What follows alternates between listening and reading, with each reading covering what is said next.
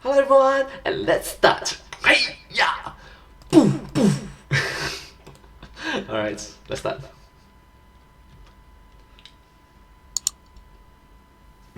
Dear Scott Cawthon. Hi, Scott Cawthon. Hi, it's me, Austin. I read your book, this one. A little bird told me that you hid some Oh, MatPat. science in it, you little nerd, and so I read it. And boy, howdy do I have opinions. Okay, so where to start? Did you guys watch Matt's vid, the one on agony and animatronics? No. Okay. I watched. Okay, so you know how in Five Nights at Freddy's there's these evil animatronics trying to kill you? Well, they're filled with ghosts? Filled with robot ghosts? No. They're filled with remnants, with soul energy, particularly agony of the power of the soul energy. Is that right? Is it robot ghosts? Whatever. Okay, so let's just start at the beginning. The premise. You feel me? Okay, so the story we are going to be looking at primarily is the first story in the second Fazbear Frights book, Fetch, a Fetch about a dog, a robot story that's about, get this, an evil animatronic. I know, a huge deviation from the formula. Yeah, of course, I know. A huge deviation from the formula. Yeah, definitely. Anyway, these stories set up the rules of the FNAF universe, as well as give quite a bit of lore and backstory for the games that is sometimes super obvious, and at other times it's a little bit more subtle. In this Super obvious is like rats in the ocean. story in particular, we get a lot of insight into the weirdly specific pseudoscience rules that make up the way the Five Nights at Freddy's world works, and I think gives a tremendous amount of lore fodder to explain how exactly it is that creepy ghosts or agony-powered spirits or whatever actually control and manipulate animatronics to do their bidding. So, okay, in this particular story, Fetch, we follow the internal monologue of an uber nerd named Greg as he struggles to navigate the social mores of high school, and through the course of the story, several real-world scientific studies and theories get dropped as being worth keeping in mind. 0 point energy, random number, 0 point energy, random number generator. or rather random event generation as random event it pertains to the Global Consciousness Project, and the experiments of Cleve Baxter, a CIA interrogation specialist who used polygraph machines to read reactions from plants in the 60s. And since the plot of the story takes off pretty much right away, we're gonna have to side... Wait, what? Did you just mention reads emotions from plants? Okay. step for a minute to discuss a few of these concepts before moving on, because these three concepts form a triangle of support for one another within the FNAF universe that frames the metaphysical rules of the world and gives us a peek into the puzzle pieces that fit together to make it so that evil animatronics can exist in the first place. The first corner of the triangle is honestly the least important, and that's the experiments of Clive Baxter. Baxter's experiments in the 60s supposedly were Experiment in the 60s. able to register... Gosh, what did I do? Why did I press... random event universe 60s supposedly were able to register some sort of response from plants using polygraph machines, specifically pain, empathy, and some sort of extrasensory perception. Nobody has ever been able to successfully replicate his studies ever since, and they're commonly thought to be bunk. However, in Fetch, these studies seem to be a bit more legitimate. The fact that plants are able to pick up on extrasensory information is less important than the fact that extrasensory perception is a real, measurable thing in the FNAF universe. It's a real measurable thing that you can harness. What? Oh, wait, what? You're kidding, right? You're joking, right? Come on, bro, come on, seriously. even though it isn't in our universe, which brings us to the second point in the triangle, 0-point fields. 0-point fields sound very complicated, but they're actually really simple-ish. In quantum mechanics, there's something known as a quantum vacuum state, which is the lowest possible energy a space can exist in. Imagine a box that is a perfect vacuum. It has quite literally, no particles, no photons, no electrons, no nothing. This is a quantum vacuum state. Quantum vacuum state. There's no heat because heat is energy stored in particles, and since there's no particles, this space is effectively entirely devoid of energy in every conceivable way, hence 0-point field. It's the point at which there is zero energy. 0-point field. Sorry, again. Quite literally, no particles, no photons, no electrons, no nothing. This is a quantum vacuum state. Quantum vacuum state. 0-point. There's no heat because heat is energy stored in particles, and since there's no particles, this space is effectively entirely devoid of energy in every conceivable way, hence 0-point field.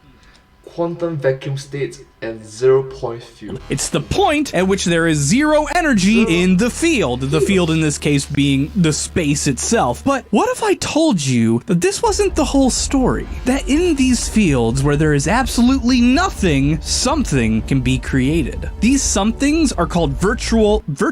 These somethings are called this is hard to say. These somethings are called virtual particles. These somethings are called virtual particles and are particles that quite literally are created from nothing. Thought that was impossible? Well, it actually isn't. Our universe is a closed system, meaning that no new energy can be put into it and no energy can be deleted. True, it's a closed system, isn't it?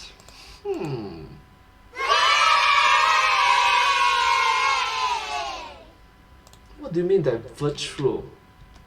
From it, and virtual particles are no exception to this, but they do kind of cheat the system. When a virtual particle, a proton or a photon or whatever, is created out of thin air, or rather thin nothing, an antiparticle of the exact, because air is still something, thin nothing, same energy level and composition, except the exact opposite, is created as well. And 1,000,000 times out of 1,000,001, these particles recombine and zero each other out, snapping out of existence immediately. If they don't combine immediately, it's no big deal. The antiparticle will move on and collide with something else and remove the required amount of energy from it. This is actually the phenomenon that creates Hawking radiation that shrinks black holes. Mass isn't actually escaping black holes. What's happening is that particles are snapping into existence near the black hole, and sometimes those antiparticles get sucked in past the Schwarzschild radius and remove energy from the black hole, effectively shrinking it. So what does all this have to do with Five Nights at Freddy's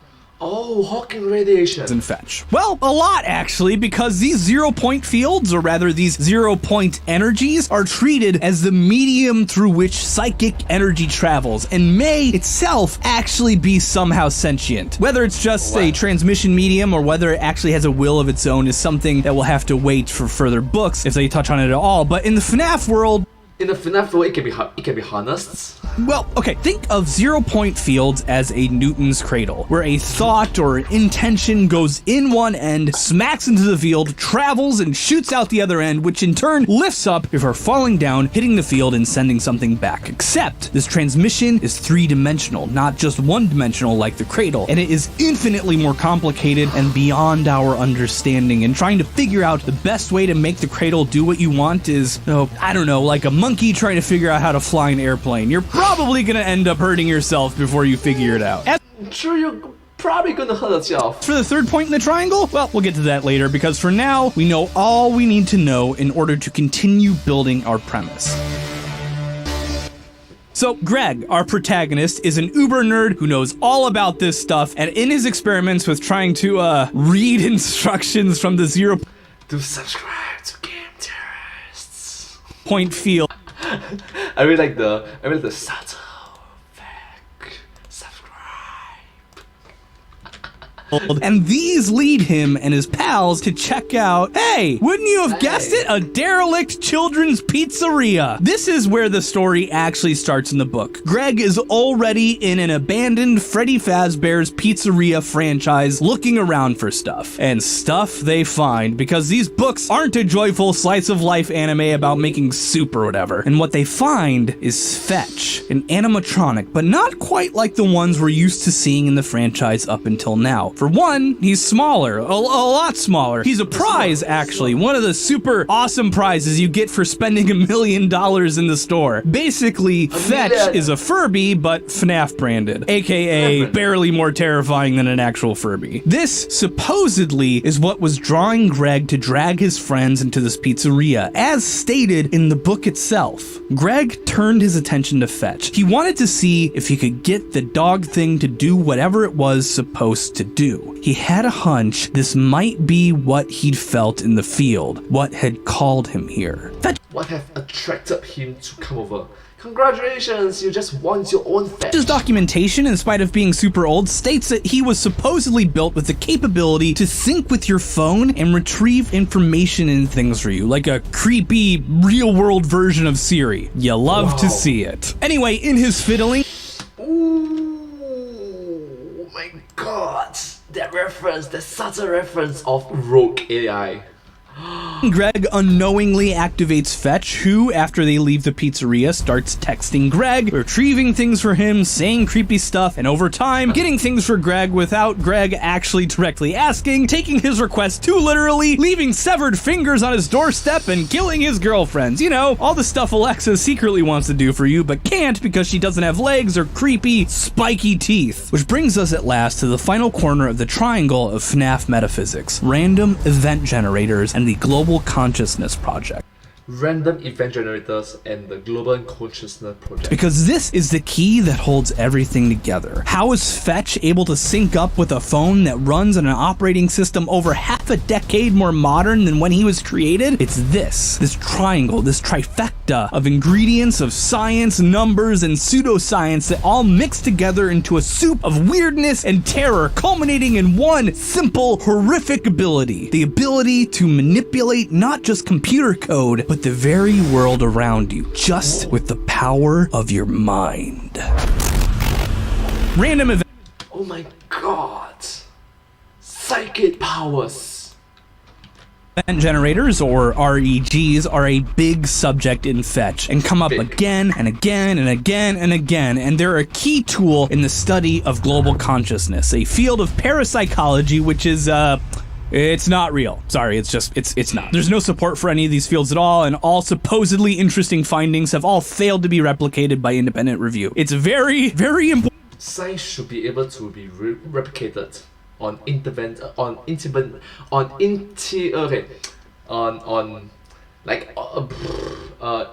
yes, independent. Important to me that you understand going forward that this, out of everything I've said today, probably is the most not real thing in the books, in spite of having a real history. And every Despite it having a real history. study I read on them gave me an ulcer, and some of them even had typos in them. But the general principle is this: under this field of study, the existence of some sort of extrasensory networked human consciousness is taken as a given, and they attempt to measure it, you know, like good scientists. The method they use is random number generators, machines that are designed to output, you know, what it says on the tin, random numbers. In this case, they output ones and zeros specifically. The people who study this field then try to find anomalies in the number generation, something that's outside the norm, an above average number of zeros or ones in a specific area, and then find a correlation within the real world. Is it hurting your brain yet? Yeah, me too. Me too. Now, REGs produce ones and zeros only, but produces them at random. You're with me so far, right? And this field of science tries to discover ways to influence these numbers through external means, either through the power of thought or by bringing the machines themselves into areas where they expect may have some sort of paranormal thingy going on. You know, haunted places, graveyards, pizzerias, what have you. Now, there are two types of REGs, one that sucks and one that is awesome. And now let's go over what those are, starting with the sucky version version in order to show you why the awesome one is so awesome. Okay, Awesome. but first, how about a magic trick? Want to see something cool? I have psychic predictive powers. Check this out. I'm gonna run a random number generator code and tell you exactly what numbers it'll spit out. Ready? 60, 51, 84, 63, 40, 91, 4, 23, and 20. Did I get it? Heck yes, I did. You know why? Because this thing spits out the same random numbers every time. Look, I'm running it again, and again, and again, and again. Why is it the same every time? Because random number generation, while random-ish, is also predetermined, and most of them follow the same basic principle. They Oh, that's the seed. have a seed, a P1, and a P2. You take the seed, multiply it by P1, add on P2, mod 100, don't worry about that, spit out the number, take the number as the new seed, and repeat the formula again. My RNG code uses a seed 3, a P1 of 263, and a P2 of 71. This is why you'll sometimes hear RNGs called pseudo-random, because they aren't actually really random. They are determined. They're just really, really hard to predict. That is, unless you know the seed and the formula. Even very complicated and secure random number encryption services use this basic model, although with tweaks here and there. They usually use bigger numbers and use smart ways to get seeds, things that are themselves pretty random, like the exact amps being used by your CPU at a given moment multiplied by the system time or something. This is what's known as using machine entropy, and while it's pretty random, it's still, you know, boring. You know what's less boring? Quantum randomness using 0-point energy fields. And this is how the really good, fun RAGs work. They are random number generators generated not by the, frankly, predictable methods of a computer algorithm. Rather, they pull random numbers literally out of thin air by measuring the actually random but consistent fluctuations in 0-point energy fields themselves. And Greg and his crush Kimberly are assigned by their Monica. Kimberly. Teacher to spend time with his REG in order to attempt to influence the machine through sheer will to output the numbers that they want. Greg isn't able to, that's called foreshadowing, but Kimberly actually registers significant deviations from the norm, and it's here where you've probably started to see how all these things tie together. 0-point energy fields in the FNAF world are the weave through which thoughts and intentions flow. Oh, so that's what it means by soul energy, in which the agony is inside, is in them. That explains a lot. Measurable by the Baxter methods and controllable by those who know how to use them. That said, as we learned with computer-generated RNGs, something being determined and controllable doesn't necessarily mean you know how to control it yourself. Do you know what number, for instance, comes after 20 in my RNG code? Do you? It's 31. And maybe, if you had enough time knowing my formula, you could actually figure that out for yourself. But what if I asked you to tell me what seed you needed to input in order to get me a 98 on the 11th number? Would you be able to do that? These are the forces at play here. Even if something like this were even real, if outside metaphysical forces were able to impact the world itself, it'd be very hard to pull off correctly. The seed number, by the way, would be 5. In the FNAF world, this is shown to be possible. The ability to manipulate this field and pull information from it is real because Kimberly can do it. But we also know that Greg sucks at it. But you know who I don't think sucks at it? Fetch. I think Fetch is an absolute master at event manipulation. Knows just what energy to put into the quantum vacuum to send just the ripples he needs through the Newton's cradle right into his perfect subject, Greg. He gets Greg to come to the pizzeria. He gets to attract him, to manipulate him. Greg to activate him and free him. And once he's free, how is he able to tap into Greg's phone and hear all of his conversations and maybe even read his thoughts? It's definitely not Bluetooth. It's not 5G. Fetch is able to send ripples through the very nothingness surrounding all of us and influence technology on a fundamental level, beyond machine code, down to the binary. Remember, REGs spit out only ones and zeros, so someone capable of manipulating that sort of thing, the sorts of things things that phones run on. Someone who is themselves a machine would be more than capable of spoofing a number and overriding systems almost entirely undetected. What's more is that while I'm not 100% certain, I'm pretty sure somehow other creatures in the FNAF universe are going to be capable or are already capable of using these sorts of powers themselves. Even if mostly nobody does, I guarantee you that the Stitch Wraith, at the very least, is gonna find some way to use these powers. Thankfully, this sort of thing isn't real. You can't manipulate quantum fields through the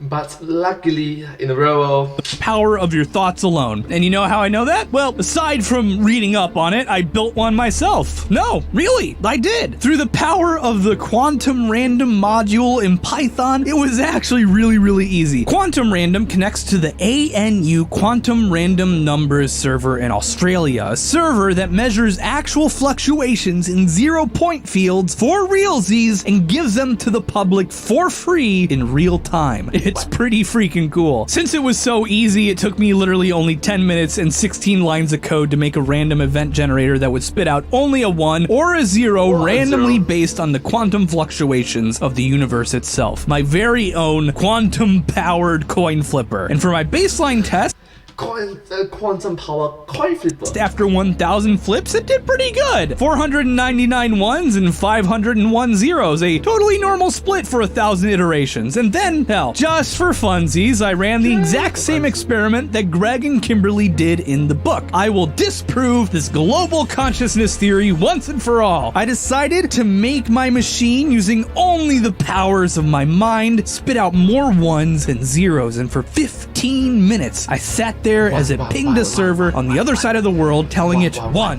1, 1, 1. Ha! This'll show him. And after nearly getting bored to tears, I can finally tell you that I got 524 ones. Much over half a standard deviation past one standard deviation. That's, let me do it again. 530 ones? Wait, do I have magic powers? Wait, does this mean that evil psychic animatronic robots can actually exist? Stay away from that Chuck E. Cheese graveyard, kids. You do not know what might happen. Sincerely, Austin. P.S. Those numbers, while true, aren't statistically significant. Calm down. Magic isn't real. I just thought it was pretty funny. Want to give a huge shout out to my high-level patrons: Jared Beecher, Draven Stanley, Emma Sims, Francis Gagnon, Royal Gaming 16, Etta Dam TP, Dan Robb, Nicholas Spellinger, Marissa Resnick, Siggy, and Mazurf. Thank you very much. Subscribe to the Game Theorists, and I will see you next time. Alright. Magic. Psychic. Thank you so much for watching this video. If you do like this video, please consider to watch one of my videos. Thank you so much in my YouTube channel. Thank you so much. Do consider to like, share, subscribe to my channel, and comment down below if you have anything to share with us. Thank you so much. I will see you in my next video. But hey, that's just the signs. The signs off. Thanks for watching.